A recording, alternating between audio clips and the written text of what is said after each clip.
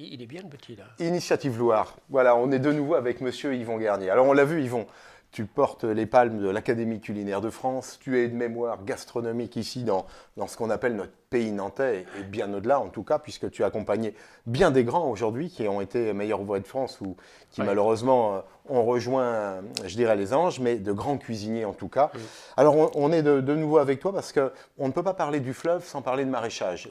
C'est lié. Hein, la gestion du sol, du sous-sol a permis, avec le sable en tout cas, de mettre en œuvre en tout cas toute une logique de production qui aujourd'hui incarne jusqu'au delta en tout cas, enfin à l'estuaire, je dirais la particularité en tout cas agricole de notre bassin, et c'est le maraîchage. Alors quand on parle de maraîchage, la mâche en produit d'AOP nous vient forcément à l'esprit parce qu'elle est ambassadrice à plus d'un titre en tout cas de notre production, mais on va le voir avec toi, il y a plein d'autres légumes qui ont ici raison et qui ont du goût. Oui, moi j'ai eu la chance, puisque j'étais à la Chambre des métiers avec mes élèves, de visiter bien souvent le maraîchage nantais, qui d'ailleurs s'est expatrié un petit peu, en particulier au Maroc. Il faut savoir que beaucoup de maraîchers nantais ont mis main basse sur les choses au Maroc et ont mis notre identité de production là-bas. Et ça fonctionne très bien. Et ça fonctionne très bien. Alors pour revenir au maraîchage nantais, bien sûr, on a cet avantage que la Loire est à côté, le sable, etc.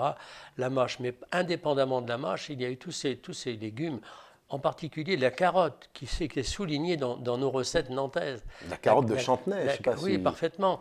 Et la carotte, le navet, etc., tous les petits légumes nous appartiennent. Et le poireau, alors moi j'avais un ami qui était maraîcher et qui faisait du poireau. Il y avait 5 camions de poireaux devant une production magnifique. On pourrait parler longtemps du poireau, c'est un légume. C'est un légume phare en tout cas de notre belle région. Je serais même tenté de dire que c'est un légume géant. Oui. Hein, il est dans toutes les priorités de nos recettes de base. Et il est absolument incontournable. Puis il y en a d'autres, bien sûr, la tomate. Maintenant, il y a une façon de faire la tomate au maraîchage nantais qui est vraiment spéciale, qui est vraiment intéressante. Une gamme, alors le chou, bien sûr, et puis tous les...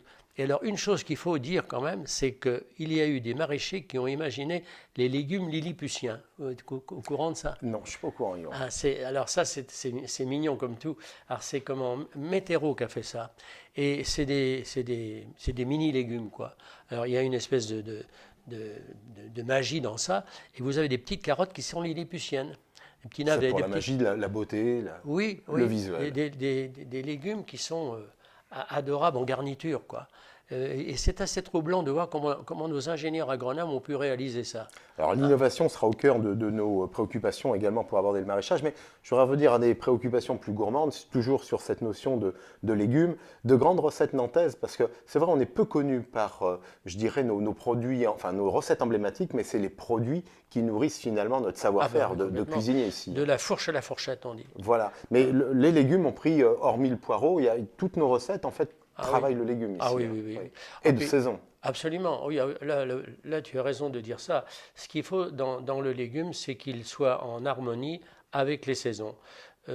C'est déplorable de voir quelquefois des légumes qui nous arrivent comme la fraise en plein mois de décembre. C'est shocking, quoi. Mais restons sobres dans tout ça et intelligents. Alors pour terminer, si on avait une viande aujourd'hui avec un légume de maraîchage, ce serait quoi toi ton orientation en tant que cuisinier? Alors à chaud comme ça. À chaud comme ça. Non, moi ce que j'aime bien, c'est la garniture maraîchère qui est un kaléidoscope de tout. Voilà, c'est cette gourmandise qui t'incarne. Oui. Alors nous en cuisine, puisque tu me rappelles ça, nous en cuisine les bases, eh bien les brunoises, les macédoines, les porte-maillots. C'est les coupes, ça. Tout ça, c'est de la découpe qu'on apprend aux jeunes.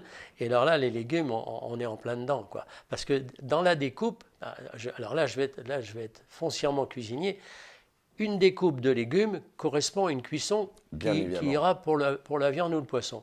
Si c'est une viande qui est longue à cuire, il va falloir imaginer le légume plus gros. Et si c'est une viande qui est courte à cuire, il faudra imaginer un légume découpé plus petit, y compris la brunoise, la mirepoix bordelaise qui, elle, est une toute petite coupe parce que ça va avec les homards, qu'on aime bien. Qu'on aime bien aussi. Ouais. Alors, voyez, Nantaise, Nantais, le rendez-vous est pris, c'est ce 27 avril. On aura forcément tout un ensemble de personnages à vous présenter. Merci une fois de plus à toi, Yvon, en tout cas, pour tes regards gourmands qu'on aime suivre. Oui. Voilà, à bientôt. À bientôt.